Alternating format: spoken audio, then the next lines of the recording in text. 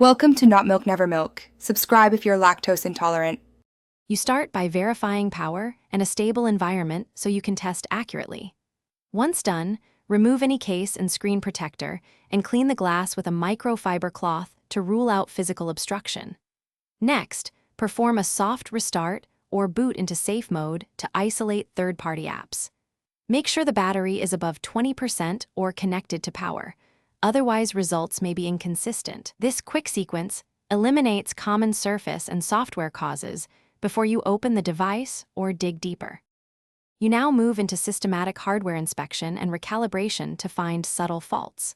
First, power down and open the device following manufacturer guides. Look for torn flex cables, corrosion, or a displaced digitizer.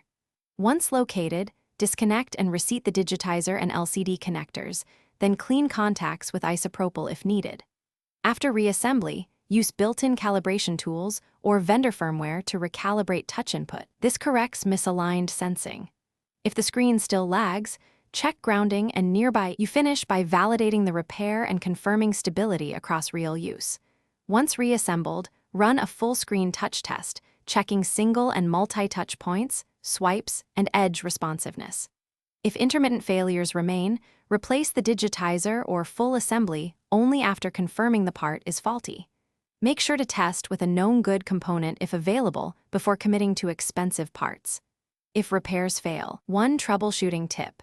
Try toggling accessibility, touch settings, and booting into a clean firmware image to rule out persistent software corruption.